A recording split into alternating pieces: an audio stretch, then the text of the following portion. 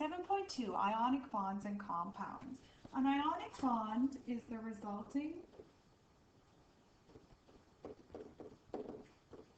attraction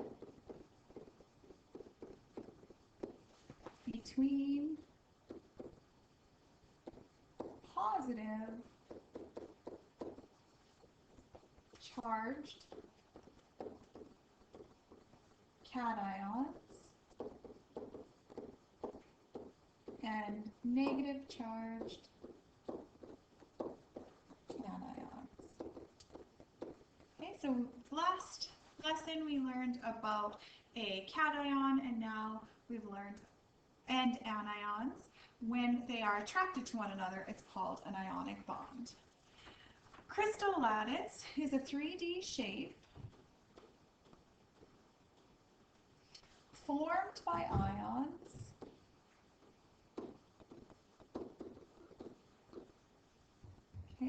and we'll learn a little bit more about that after. And finally, dissolution is another term we're going to learn. It occurs when water interacts with ions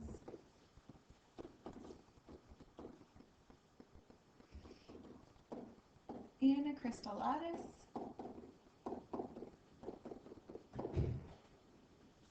causing lattice to break apart.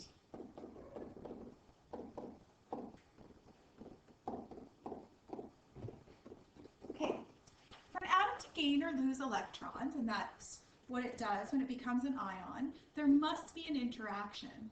An ionic bond is caused by attractions between a positive cation and a negative anion. So let's look at sodium and fluorine. So I have sodium. According to its location, sodium is located in the very first column of the periodic table. Okay, that very first column means it has one valence electron. And then we have fluorine. Fluorine, of course, is located in the column that makes it have 7 valence electrons. Okay. The octet rule says that they want a full 8 or bust, 8 or nothing. That's what the octet rule says. We looked at that last day. So fluorine wants 8. Sodium, it's going to be easiest for it to want 0. Well, here's sodium saying, I want to get rid of my valence electron, and fluorine saying, I really want a valence electron. So what happens is one atom of sodium gives up its valence electron, becoming a cation, to one atom of fluorine, becoming an anion. Okay, and we'll see what happens. So we have sodium becoming a positive cation, and we have fluorine accepting an electron. So here's its original electron. So we got its 1 electron from sodium. This one went there, and now this becomes an anion. So here I have something that's positive. I'm going to just write its negative over here. I have something positive and something negative. Well, guess what? Those two things are attracted to one another by electrostatic forces.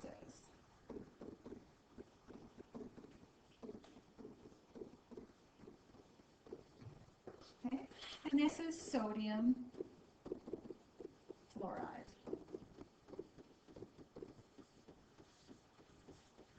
An ionic compound is composed of a very large amount of cations and anions. Each cation is repelled by all the other cations, and each anion is repelled by all the other anions. Okay? So when you have a positive and a positive, they're going to repel. But each positive cation is going to be attracted to each negative anion. So we want to maximize the attraction while minimizing the repulsion. So it forms this 3D shape called a crystal lattice. So this is one example of a crystal lattice shape. So we have our cations and anions, and they form in a way so they have the most attraction and the least amount of repulsion. So some properties of all ionic compounds, they all form crystals, that crystal lattice. They all have high melting points.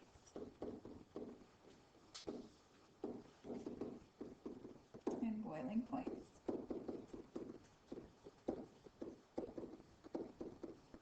They're all hard and brittle.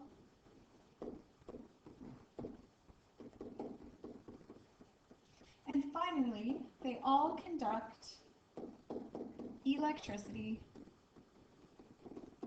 in water. And you can see a video of this just below this video, where you see salt being added to water and it conducting electricity. It's kind of a neat video. Once dissolved, the presence of charged particles distributed through the liquid allows the solution to conduct electricity.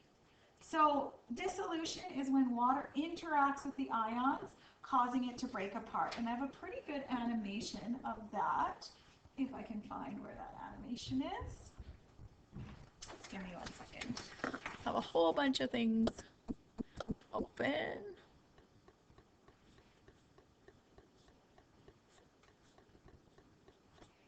I think it must be in this one. Yep, it's in this one. Okay.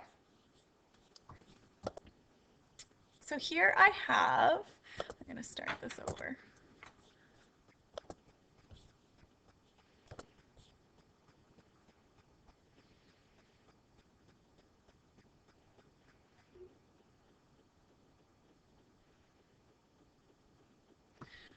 So we have sodium chloride dissolving in water.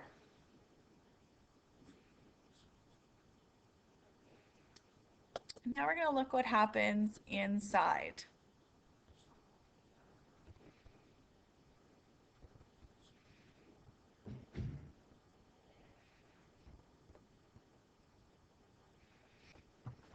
And you know what? I think I'm going to just add this below so we can watch this because it shows what's going on.